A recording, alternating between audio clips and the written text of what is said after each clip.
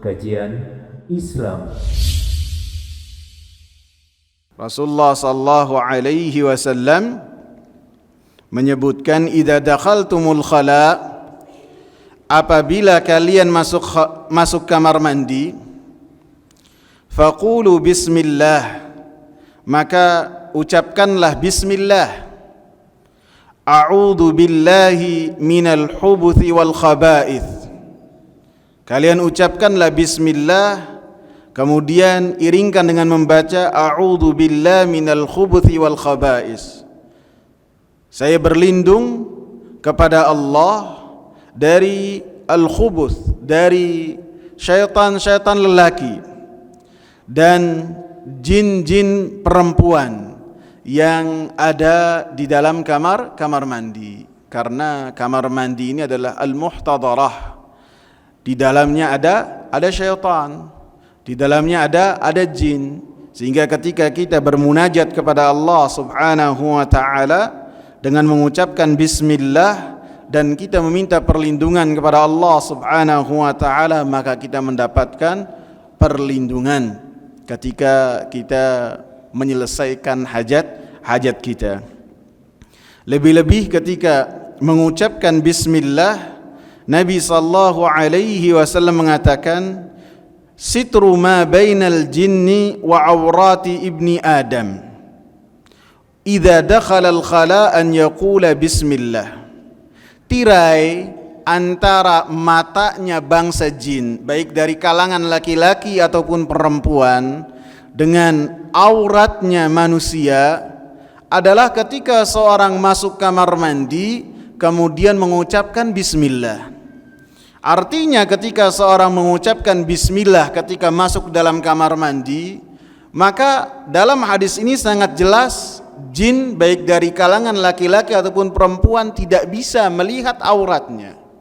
Dan ini adalah perkara yang gaib dan kita pun harus membenarkan, harus meyakini. Lebih-lebih hadisnya dihasankan oleh Al-Imam Albani rahimahullah. Dan hadis ini hanya mencukupkan di dalam kamar mandi saja. Adapun di dalam perkara-perkara yang lain membutuhkan dalil yang lain, kecuali apabila dalilnya adalah dalil yang umum. Kemudian yang ketiga, wa tustahabbu fi awwalil wudu, dan dianjurkan juga mengucapkan bismillah ketika seorang memulai wudu. Bahkan sebagian ulama, dan ini adalah pendapat yang kuat, mengucapkan bismillah ketika mengawali wudu adalah wajib bagi orang yang ingat. Jadi misalnya ketika seorang mau mengawali wudu, kemudian dia ingat bismillah ataukah tidak, maka pendapat yang rajih wajib untuk mengucapkan bismillah. Akan tapi apabila lupa, maka tidak dia mengulang wudunya, sehingga diingatkan dan disebutkan ketentuannya bahwasanya kewajiban mengawali bismillah ketika wudu itu bagi orang-orang yang ingat di awal wudunya. Karena hadisnya sangat jelas, la wudu'a liman lam yadhkur ismallahi alaih. Tidak ada wudu bagi orang yang tidak menyebutkan nama Allah ketika dia mengawali wudunya. Artinya apabila secara sengaja dia tidak mengawali wudunya dengan basmalah, dengan mengucapkan bismillah, maka ketika wudunya ini ditakutkan termasuk yang tidak ada wudunya. Walaupun pendapat yang lain la wudu'a ini artinya wudunya tidak sempurna. Kemudian yang keberapa, ikhwan? Atau enggak tulis ya? Keempat ya. Yang keempat, ketika menyembelih, mengucapkan bismillah. Kemudian yang kelima, ketika makan, mengawalinya dengan bismillah. Rasulullah sallallahu alaihi wasallam berkata kepada Umar ibn Abi Salamah. Umar ibn Abi Salamah ini adalah anak sambungnya Rasulullah sallallahu alaihi wasallam. Ketika Umar ataupun Amr ibn Abi Salamah ini makan bersama dengan Rasulullah sallallahu alaihi wasallam, maka Amr ibn Salamah ataupun Umar ibn Abi Salamah makannya itu tidak beraturan. Maka Rasulullah sallallahu alaihi wasallam yang telah disifati oleh Allah Subhanahu wa taala sebagai harisun alaikum, orang yang paling bersemangat untuk memberikan kebaikan kepada orang lain sehingga orang-orang yang di sekitarnya pun mendapatkan kebaikan, bahkan tak luput anak kecil juga ketika berada di samping Rasulullah sallallahu alaihi wasallam dia mendapatkan kebaikan, mendapatkan ilmu. Kalau kita kan beda.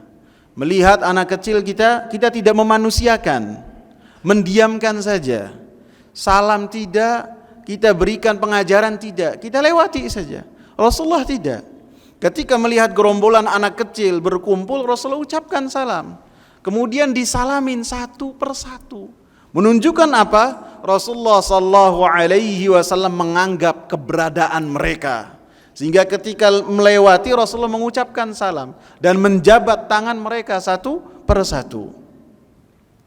Dan begitu juga ketika bersama dengan Amr ibn Abi Salamah ataupun Umar ibn Abi Salamah. Rasulullah mendapati bahwasanya tangan anak sambungnya ini ketika makan berputar. Padahal apabila makan bersama itu setiap orang memiliki daerah kekuasaan masing-masing. Beda dengan apabila makannya di piring ya. Kalau di piring kan bebas. Tapi apabila makannya itu satu nampan, kemudian ada 4 orang, maka ada anjuran dan yang perkara yang harus kita perhatikan. Di antaranya Rasulullah sallallahu alaihi wasallam mengatakan,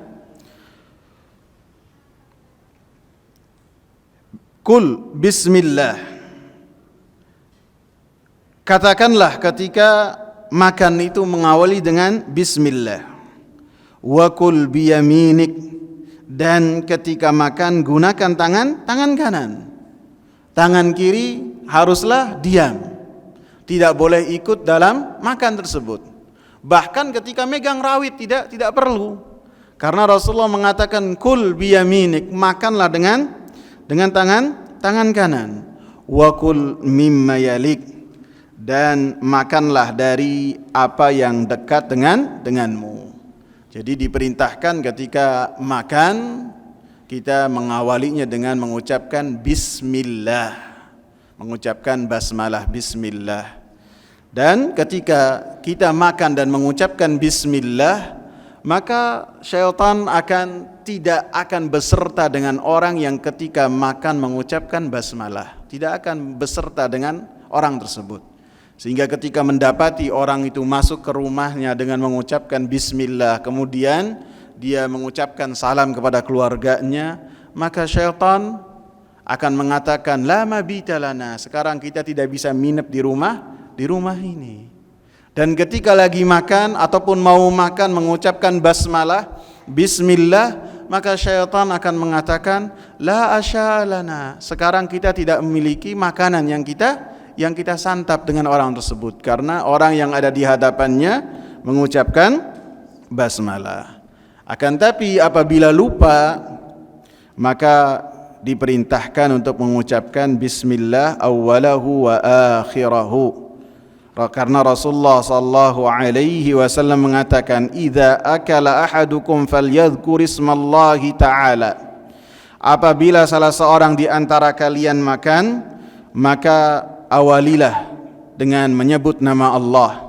Fa innasi, apabila dia lupa an yadhkura ismallahi alaihi fi awwalihi, maka hendaklah dia mengucapkan bismillahi awwalahu wa akhirahu.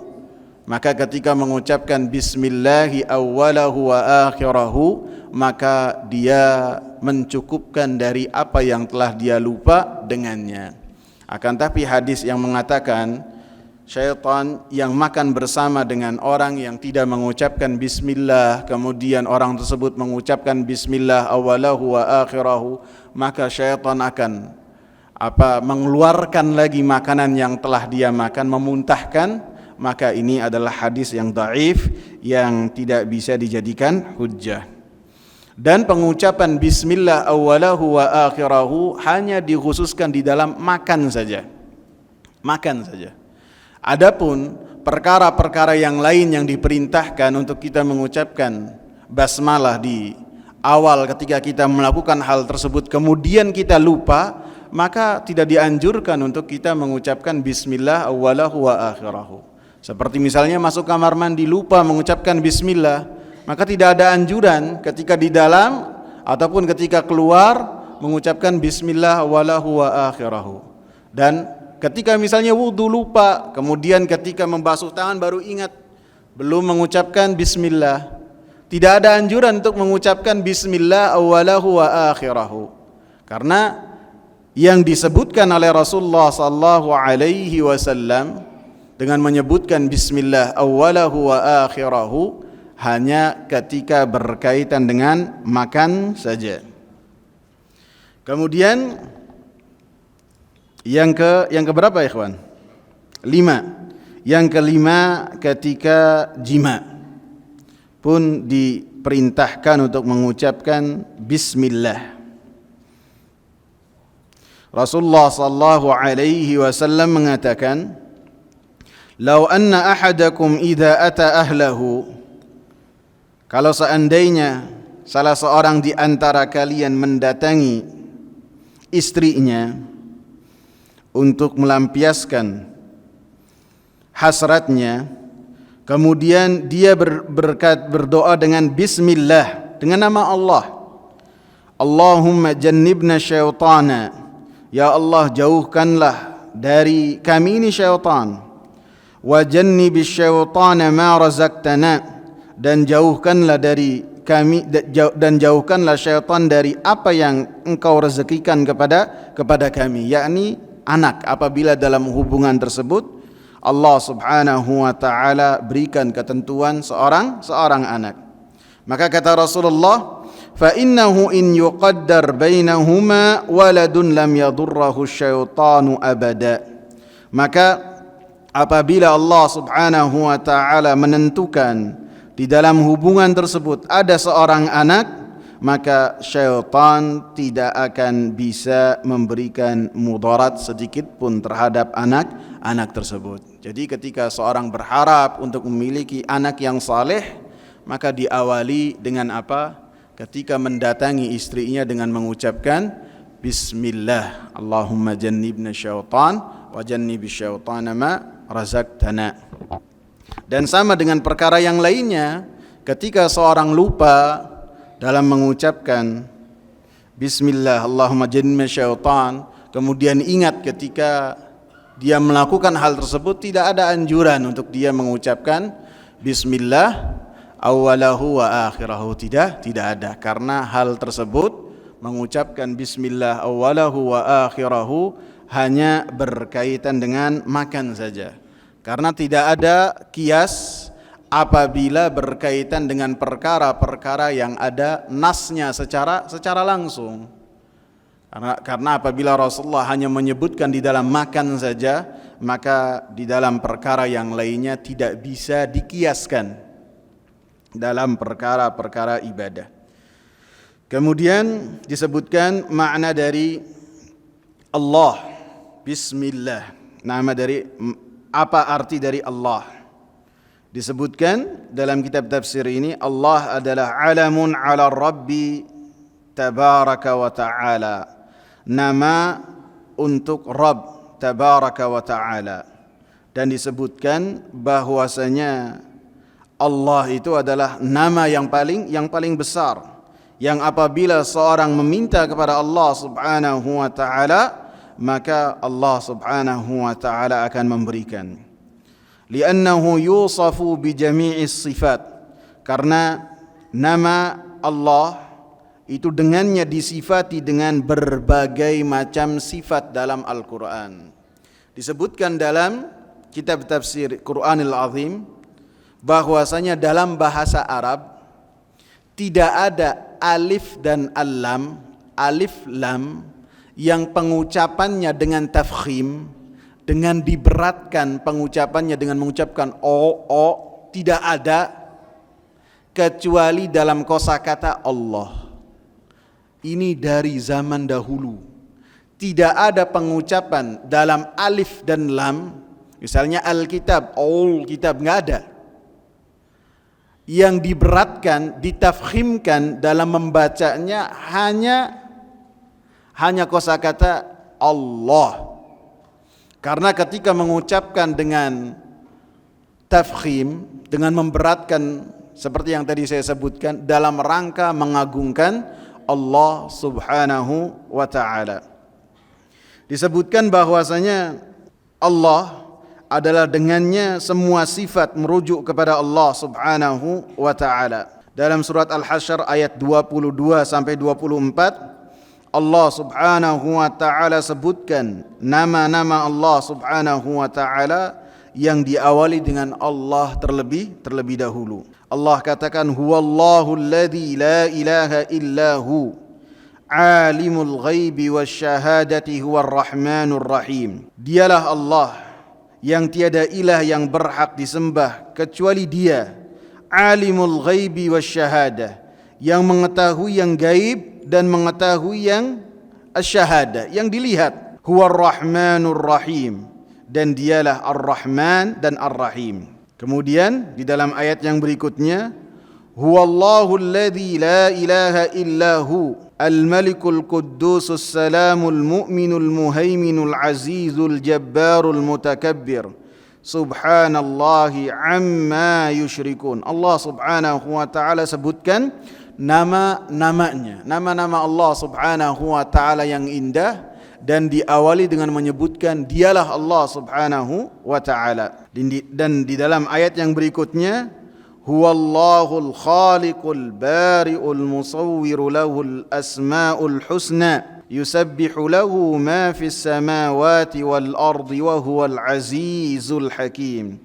Dialah Allah al-khaliq yang menciptakan, al-bari yang menciptakan juga, al-musawwir yang Dia itu menyusun rupa, lahul asma'ul husna, dan Dialah Allah yang memiliki nama-nama yang indah, yang bertasbih kepadanya apa-apa yang ada di langit dan di bumi. Wa huwal azizul hakim, dan Dialah Allah Subhanahu wa ta'ala yang maha perkasa lagi maha bijaksana. Jadi semua nama-nama yang Allah Subhanahu wa ta'ala sebutkan dalam surat Al-Hasyr ini sebagai sifat, sebagai penjelasan tentang Allah Subhanahu wa ta'ala. Sehingga dalam surat yang lain Allah Subhanahu wa ta'ala katakan, walillahil asma'ul husna fad'uuhu biha. Allah Subhanahu wa ta'ala memiliki nama-nama yang indah, yang keindahannya mencapai puncak keindahan. Fad'uuhu biha, maka berdoalah kepada Allah Subhanahu wa ta'ala dengan nama-nama Allah Subhanahu wa ta'ala yang husna. Dalam hadis yang disebutkan dalam Sahih Bukhari dan Sahih Muslim, Rasulullah sallallahu alaihi wasallam mengatakan, inna lillahi tis'atan wa tis'ina isman mi'atan illa wahida man ahsaha dakhala al-jannah. Sesungguhnya Allah Subhanahu wa ta'ala memiliki 99 nama, 100 kurang 1. Jadi Allah Subhanahu wa ta'ala memiliki 99 nama, yang 99 nama itu menjelaskan tentang Allah Jalla Jalaluh.